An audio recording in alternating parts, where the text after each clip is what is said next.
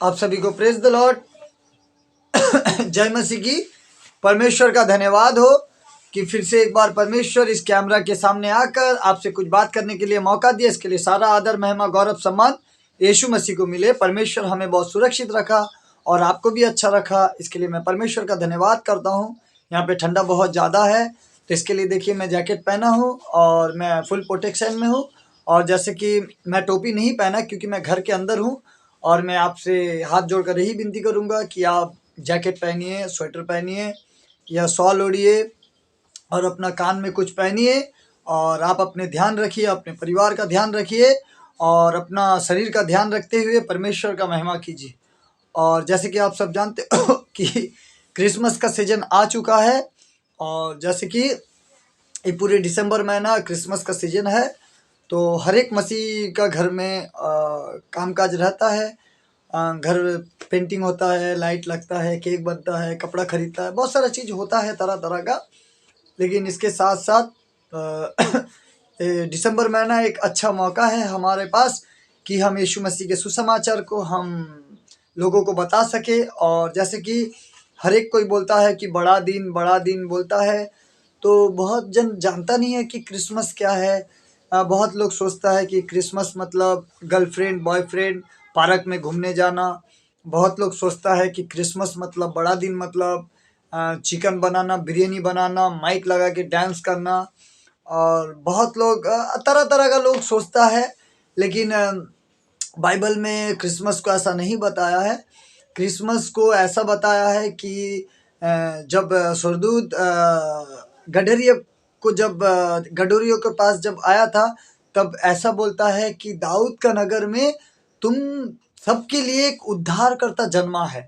तो यीशु मसीह इसके लिए आया था कि पाप से छुटकारा देने के लिए, इंसान को पाप से छुटकारा देने के लिए, मोक्ष देने के लिए। लेकिन आज मनुष्य आज इसको थोड़ा इंजॉयमेंट, रंगरलिया, ऐसा पाप करने का एक बहाना और पाप करने का एक मौका को इंसान बना लिया है। लेकिन ऐसा बात नहीं है। तो परमेश्वर ये जिम्मेदारी हमें दिया है कि यीशु मसीह का जो सच्चा क्रिसमस और सच्चा उसका जन्म लेने का जो उद्देश्य है, वो आपको और हमें जिम्मेदारी दिया है लोगों को बताने के लिए। सोचिए, जैसा कि मेरा एक भैया है, वो ऐसा बोलता है कि परमेश्वर स्वर्गदूतों को ये जिम्मेदारी नहीं दिया है, लेकिन परमेश्वर हम मनुष्य को जिम्मेदारी दिया है कि लोगों को बताने के लिए, सुसमाचार सुनाने के लिए। जैसे कि सोचिए, अगर एक स्वर्गदूत को अगर परमेश्वर आज्ञा देता, वो एक जगह खड़ा होता और खड़ा होके वो एक आवाज में पूरा दुनिया को सुसमाचार सुना देता था। लेकिन परमेश्वर जिम्मेदारी हमें दिया है, और हम जानते हैं कि हम भारत में रहते हैं और यहाँ पे सुसमाचार सुनाने में बहुत ऑब्जेक्शन है। लेकिन यहाँ पे देखिए, जैसा दिसंबर महीना है, ये आपके पास एक अच्छा मौका है, इसको आप मत गवाइए। लेकिन आज जैसे कि अन्य जाति लोगों जैसा कि एक पर्व मनाता है, तो उस रीति से ही आज मसीह लोगों भी बहुत सारे, मैं सभी का बात नहीं कर रहा हूँ, बहुत सारे मसीह भी वैसे ही पेंटिंग, लाइटिंग, ड्रेस, केक में बिजी है, माइक लगा के, जैसे कि बाहर स्टार अंदर में दारू का बार। इस रीति से आज कुछ मसीह लोगों भी है। लेकिन नहीं, ऐसा नहीं है। देखिए, परमेश्वर आपको जिम्मेदारी दिया है और एक अच्छा मौका है आपके पास कि बड़ा दिन क्या है लोगों को बताने के लिए, यीशु मसीह क्यों आया था इस पृथ्वी में, लोगों को बताने के लिए एक अच्छा मौका है आपके पास। इसको ना गवाते हुए ये पूरा दिसंबर महीना, जनवरी महीना आपके पास है। आप जाकर लोगों को आप यीशु मसीह के विषय में आप बता सकते हो। और जैसे कि देखिए, मैं जिस समय अनजाति था उस समय मैं कैसा करता था। मैंने एक उदाहरण के तौर पे मैं बता रहा हूँ कि जैसे कि आज भी कुछ मसीह लोगों ने ऐसे ही जीता है और परमेश्वर को उनसे कोई लाभ नहीं है, क्योंकि परमेश्वर का वचन बोलता है कि खाना पीना परमेश्वर का राज नहीं है, पहला बात। और दूसरा बात है, कोलोसियों का पत्री में ऐसा लिखा है कि तुम्हारे लिए कोई नया चांद ना हो, तुम्हारे लिए कोई पर्व त्योहार तुम्हारे लिए ना हो। लेकिन पौलुस इस रीति से बताता है, परमेश्वर का पवित्र दास, कि तुम आनंदित रहो, यीशु मसीह में तुम आनंदित रहो। वही पौलुस बार बार एक ही बात को बोलता है कि मैं तुमसे कहता हूँ कि आनंदित रहो। फिर से मैं तुम्हें कहता हूँ कि आनंदित रहो, तुम प्रभु में आनंदित रहो। साल में एक दिन नहीं, तुम हर दिन प्रभु में तुम आनंदित रहो। तो जैसा कि मैं पहले जब मैं प्रभु को नहीं जानता था, मैं जब अन्यजाति था, तब मैं क्या करता था, मैं अपना घर को पेंटिंग करता था, हर चीज़ को जैसे कि लाइटिंग लगाता था, जैसे कि त्योहार में, किसी त्योहार में मैं अपना घर में लाइटिंग लगाता था, घर को पेंटिंग करता था, सबके लिए कपड़ा खरीदता था। फिर जाके जिस दिन त्योहार होता था उस दिन सुबह सुबह नहा धोकर हम नए कपड़े पहनकर और घर में हम अपने पूजा पाठ कर कर उसके बाद हम मंदिर जाते थे। मंदिर जाके आने के बाद हम कुछ प्रसादी को क्या करते थे, हम लोगों को हम बांटते थे।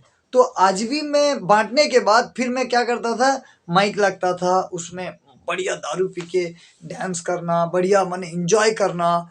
तो इस रीति से मैं करता था मैं। तो आज भी मैं उस रीति से मैं कुछ मसीह लोगों को भी देखता हूँ कि अपना घर उर साफ किया, पेंट किया, सब कुछ किया, लाइटिंग लगाया, कपड़ा खरीदा। और जिस दिन त्यौहार होता है, जैसा कि 25 दिसंबर, ईस्टर, गुड फ्राइडे, जिस दिन त्यौहार होता है उस दिन सुबह उठता है, नहाता धोता और अपना नया कपड़ा पहनता है, घर में प्रार्थना करता है, फिर वो जाता है मंदिर, मंदिर मतलब चर्च।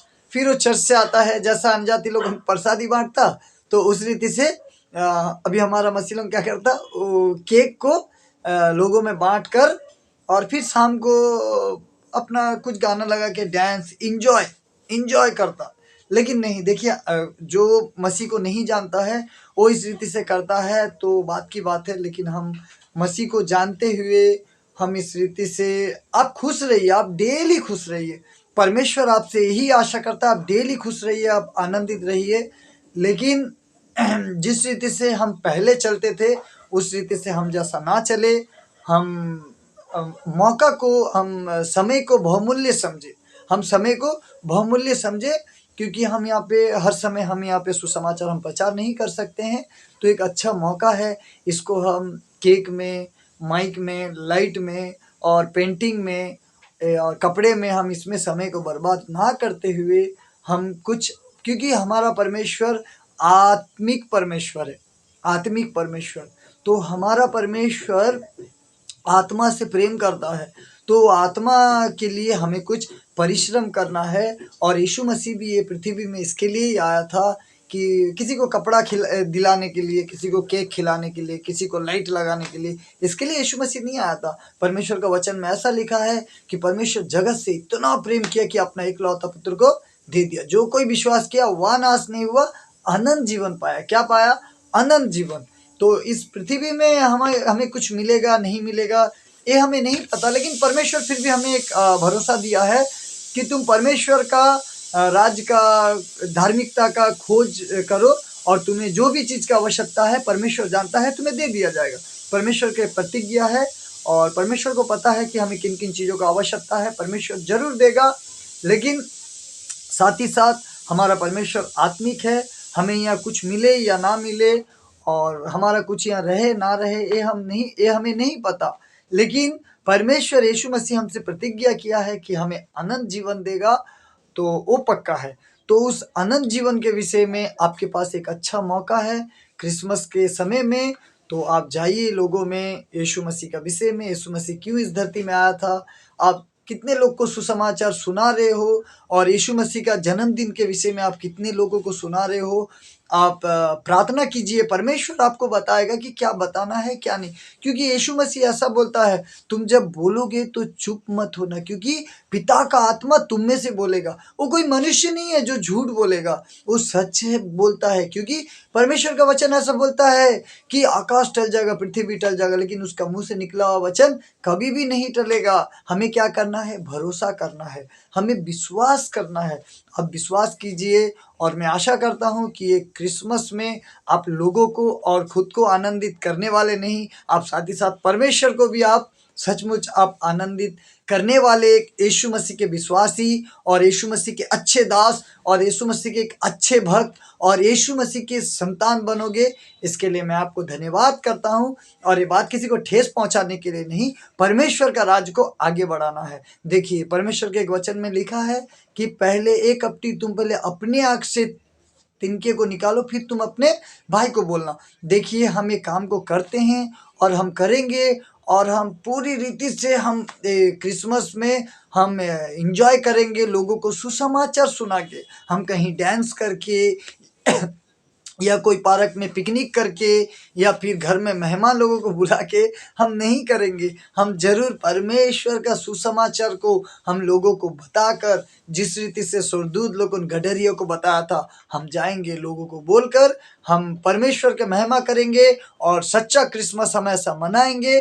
और हम आपसे भी हाथ जोड़कर विनती करते हैं कि आप भी खुश रहिए, अच्छा रहिए। और आप सभी को हैप्पी क्रिसमस। और क्रिसमस आप सभी को क्रिसमस, मैरी क्रिसमस और नया साल मुबारक ही। आप सभी को धन्यवाद। हमारे लिए प्रार्थना कीजिएगा और हम भी आपके लिए प्रार्थना करेंगे। आप सभी को जय मसीह की। परमेश्वर आप सभी को आशीष दे। धन्यवाद।